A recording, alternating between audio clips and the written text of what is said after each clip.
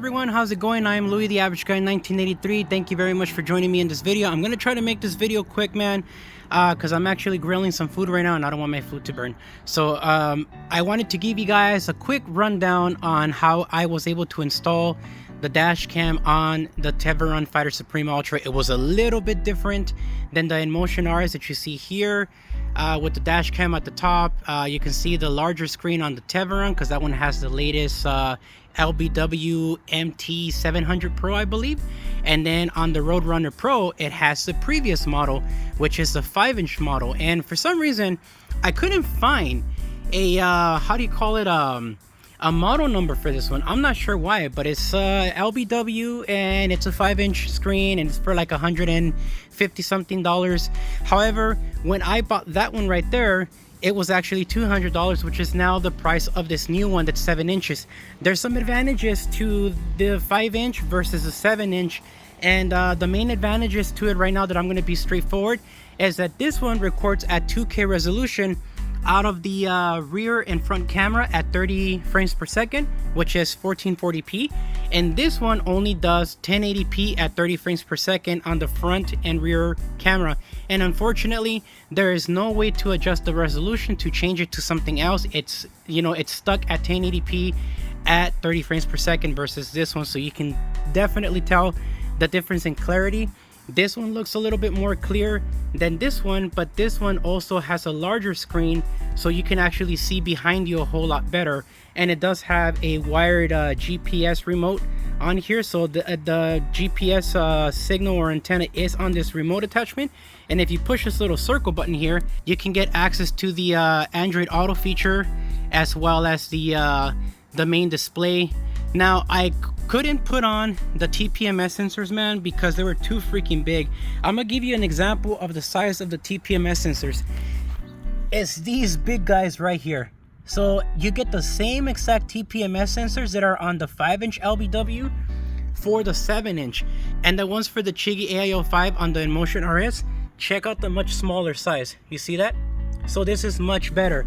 I kind of wish that LBW would offer smaller size little valve stem thingies for the TPMS, but they don't. So what I had to do here was I had to set the tire pressure right over here to 0 for the low and 0 for the high to get it to stop giving me that little red icon that you see there. So now when I exit out of this, it doesn't appear anymore. So again, if I push this button, it goes back to the main screen that I need to see, and it's awesome. On this one, if I push this one right here, I can get the split screen from the front camera and rear camera, or the front camera only, or back to the rear, and it's pretty awesome. On this one, it's very similar. On this one though, you have to slide it. So you go to the front screen, you have a small little split screen window and the rear, or the front camera and the rear, or back to the rear. So it's very easy to use just by sliding it. On this one over here, what I like about this one is that this one tells you your TPMS information on the camera itself, like for the rear dash cam, and it also has the miles per hour. I kind of wish that these other two cameras that you see here or dash cams would do that, but they don't. This is what sets Chigee apart from something a lot more inexpensive. Again, the Chigee AIO5, just the dash cam itself with the cameras, it's $598. It's an extra $100 for the TPMS sensors. On this one, you get everything. You get the TPMS sensors. If you can get them to fit, great. But if you can't, then you know that's something you lose out in. But you get everything for just $200, and I think it's definitely worth it for its price point. Now, talking about the installation, guys. So here's how the camera looks like. Hopefully you guys can see this clear. I did have a metal bracket that I installed here, and as you guys can see, look, it ain't going anywhere. This thing is stuck on here. I do have it on zip ties. The original bracket did have to get cut from the middle in a shape of a U to run through the bottom of this light here and zip tie it down.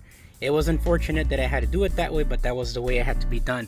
Now, you do need to get access to the deck. So to pull off the deck, there's two things you have to do. Number one, you have to pop this side open right here. When you pop it open, there's a couple things that's going to happen. Number one, it's going to unstick from whatever type of silicone glue is being used for this either rubber or silicone.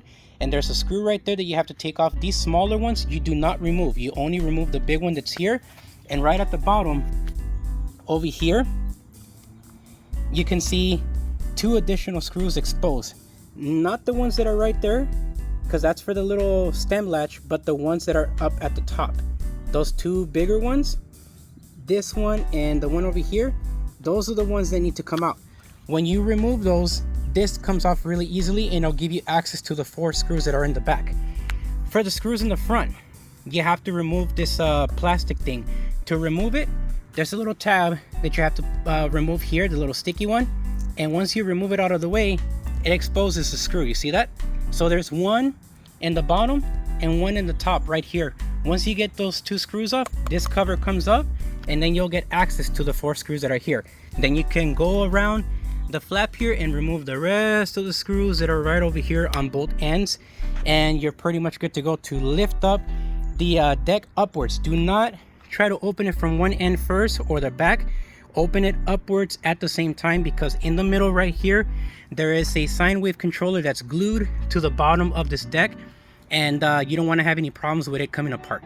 So just be real careful with that. Now, when it comes to running the rear dash cam cable, unfortunately on this model, it's an entire cable that goes all the way to the front of the stem.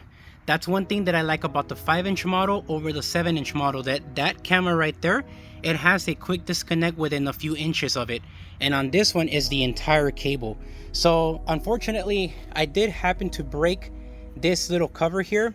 I took it off the wrong way and that was a big my bad. But there is a screw in the bottom right here that you can kind of see there. That does have to come off. This cover broke though. But normally what you have to do after you remove that screw, you slide this cover out and that'll give you access to the channel that's here. And you also have to take this one over here in the front off the same exact way, pull it out. This exposes the area where you can insert your dash cam cable in through. There's like a 3/8 to about 1/2 inch type hole on the side here going into the deck where you can slide in the cable. And the location of the horn is actually right here as well. So just know that you don't have to open up the deck to replace your horn, so that's a convenience. Now I do have scratches here that you can see, and that was because I didn't know that there were 2 screws up here, so I'm mentioning it now. So if you do want to install one, you don't do what I did, because now I'm gonna have to live with this. So that is my mistake to live with. And unfortunately this scooter doesn't really seem to be solid black. It has like a bluish tint to the black color of the paint, so like almost like a midnight blue kind of color. So it's not 100% black, just so you guys know. With that said, once I was able to open this cover right here, I was able to run the cable here all the way to the top this way up to here, and then here. The way I ran it through here was simply grabbing a metal wire, like a hanger wire, and I ran it from the top. So right here you can see there's a cover. I removed this cover, took off these 4 screws, and I was able to move the handlebar out of the way. It exposed the hole right in the middle. There are 2 channels, one on the left and one on the right, and it's so that it doesn't interfere with the LED lighting wiring. But the middle is free and open. Once you get it in there, you can run that wire, or basically like hanger wire, all the way down to the bottom and try to get it down through this spot.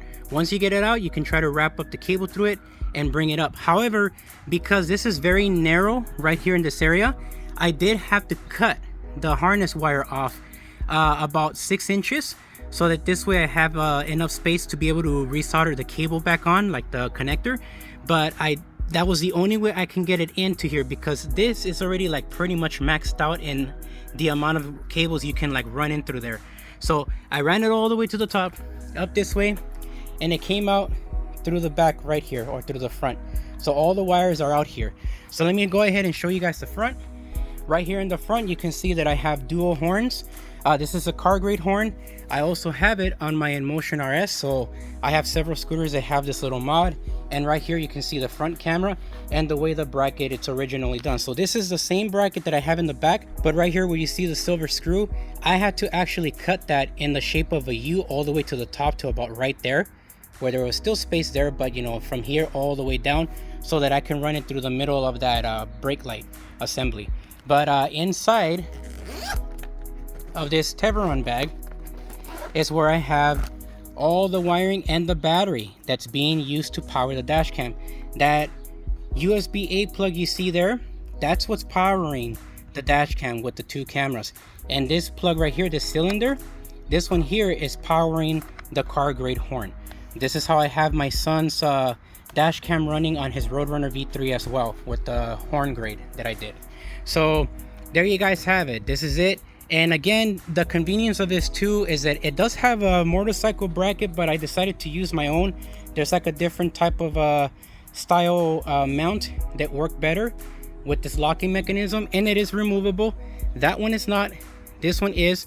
On this one, you just lift it from the bottom up and slide it out, and then if you get access to the harness right there, you can disconnect it and take this with you. But this thing does not come with a bag, so you'll have to put it somewhere where the screen won't get scratched up. And then once you're done, you can see the magnets there. You can put it back, slide it back in here, and there you go. It goes back on after you reconnect the wire harness that's right here on the side. But yeah, this is the dash cam. This is exactly how I connected everything. All the wires are in here inside of this bag. You can see that I just made a hole so the wires can run through, and then I just put this cover back here in the front, zip it back up, and bam, that's it. And it's the same deal for these dash cams too. The battery is in there, just like the battery is there for this scooter, and on the Roadrunner Pro, the battery pack is right there. So I have all the wires running. But yes, if you guys have any questions, guys, regarding the Teverun, please let me know. Once my foot fully recovers, guys, I'm going to be doing range test videos on this, and I'm trying to see if I can form an affiliate partnership with Super Scoots, since that is where I got this Teverun scooter. This one is the Ultra with the 11-inch tires, and that's another thing. I also changed out the tires. They're not the original ones because these ones work better. They're the same ones that I have on the RS. I do, however, recommend that you get the 90 by 60 tires instead of the 100 by 55. The main reason why, or the 90 by 50s, I'm not sure which ones it is, but it's really close, like you guys can see there, to the brake caliper. That's really close, man. That's very uncomfortable. It's not rubbing, but it's very close, and it's a little bit dangerous. So maybe that's why they use the other tires, but that is something that I did of a mod, and it works great. I do have them, both these scooters, set at 45 psi for the front and rear tires for daily riding. And yeah, I can't wait to pop out some more content for you guys on the Teverun Fighter Supreme Ultra, especially now that I have the dash cam. Now I can go ahead and do the range test videos in my custom settings of speed limit 25, speed limit 35, and speed limit 45.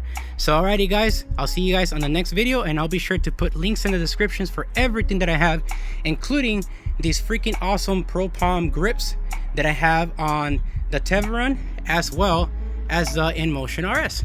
So pretty soon, also the Roadrunner Pro is going to be getting the same grips. Alrighty guys, talk to you guys soon. Peace for now.